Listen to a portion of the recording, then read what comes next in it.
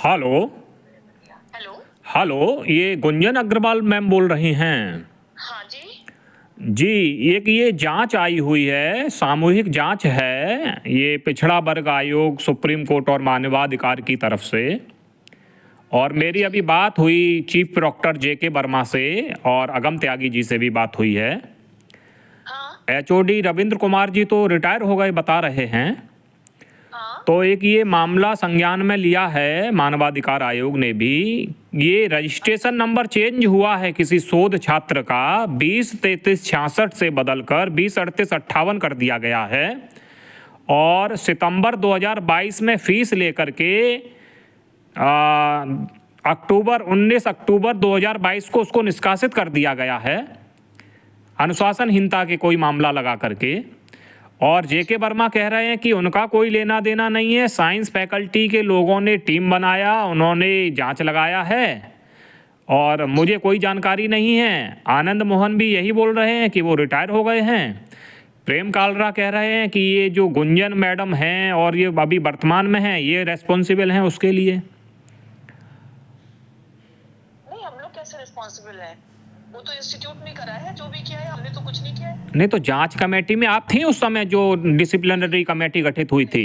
नहीं नहीं, मैं नहीं थी। नहीं तो ये जितेंद्र राठौर पर आरोप लगा पहले कि उसने पेपर आउट करवाया, कुछ दिन बाद लगा कि उसने अनवांटेड टॉक किया, फिर लड़की आरोप लगाती है मानसिक उत्पीड़न का, अब 2 साल बाद उस पर यौन उत्पीड़न का वही लड़की आरोप लगा देती है।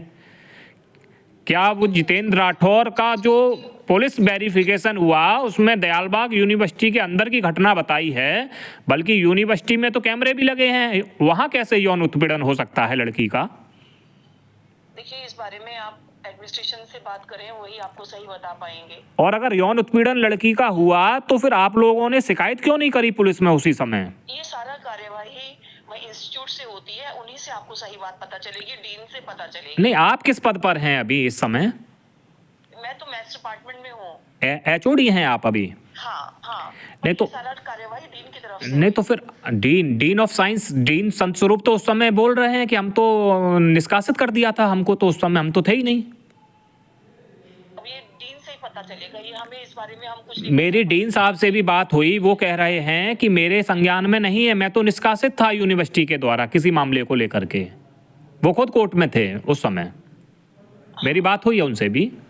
तो आप, हाँ ठीक है, तो मतलब जो प्रेजेंट डीन उस समय रहे होंगे उन्होंने ही करवा होगा। देखिए, मतलब एडमिनिस्ट्रेशन ही जानता है। आप ये बताइए, क्या आप उस कमेटी में थी जो जांच कमेटी हुई थी, डिसिप्लिनरी कमेटी, आप थी? आप इसके पीछे जो भी कागज वगैरह हैं, अगर मेरे एंड पे कुछ होगा तो हम देख लेंगे। नहीं, आप ये बताइए, आप कमेटी में उस समय थी या नहीं थी? नहीं नहीं, मैं नहीं थी उस कमेटी में। नहीं, आपका तो सिग्नेचर हो रहा है ना उस पे। वो तो पुरानी बनी थी बहुत, जो जिस नई कमेटी से उसको निष्कासित किया गया उस कमेटी में हम नहीं थे। अच्छा, निष्कासित वाली कमेटी में आप नहीं थी? नहीं नहीं। तो आपके हिसाब से वो आपका छात्र रहा है, आया था मेरे पास भी, आपकी तो बहुत तारीफ करता है, वो कह रहा था गुंजन मैम ने बहुत सपोर्ट किया सिनॉप्सिस वगैरह लिखवाने में, और वो तो पैर भी छूता था, और गुरु होकर आप लोगों ने उसका भविष्य खराब कर दिया। जेआरएफ था, कितना मेहनत किया होगा उस छात्र ने, बताइए। हमने कुछ नहीं करा है, वो उसमें देखिए हम उसमें इन्वॉल्व नहीं थे। नहीं तो उसका चरित्र कैसा था अध्यापकों के प्रति, नेचर कैसा था उस लड़के का, इतना तो आप बता ही सकती हैं ना? नहीं, ये सब बातें ठीक है, ये सब बातें अभी देखिए इस समय कर नहीं पाएंगे। नहीं तो आप इतना तो बता सकते हैं उसका बिहेवियर कैसा था अपने अध्यापकों के प्रति? आप एडमिनिस्ट्रेशन से बात करिए। अच्छा, नहीं, वो तो मैं कुछ सॉल्यूशन दे पाएंगे। वो मैं कर रहा हूँ। आप कमेटी में नहीं थे, जेके वर्मा आपका नाम ले रहे हैं कि आप एचओडी हैं, आप कमेटी में थी। नहीं नहीं, उनके लेने से क्या होता है, उनके लेने से क्या होता है, आप डीन से बात करिए। नहीं,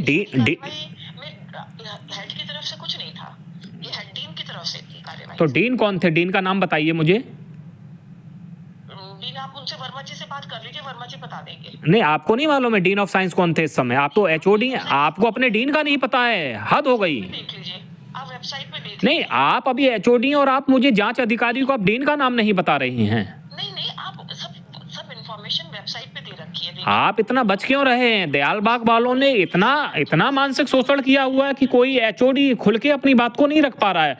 2-3 दिन पहले भी ड्रामा हुआ है कुछ डीएलएड छात्रों को लेकर के। मुझे कोई अथॉरिटी नहीं है कुछ भी कहने की, इसलिए इस बारे में आपको सिर्फ ये अथॉरिटी है कि किसी शोध छात्र को बिना जांच किए, बिना कमेटी गठित किए निकाल दिया गया, बिना यूजीसी को संपर्क किए? नहीं करा गया, मैंने कुछ नहीं किया है। जो भी एडमिनिस्ट्रेशन डिसीजन लेता है वो इम्प्लीमेंट होता है। नहीं तो एडमिनिस्ट्रेशन में वो बोल रहे हैं कि जांच कमेटी गठित हुई, उसने जो निर्देश दिया उसको फॉरवर्ड किया है। पूरी काम में घर में लगे हुए हैं। सॉरी, इस समय आप मुझे थोड़ा माफ कर दीजिए।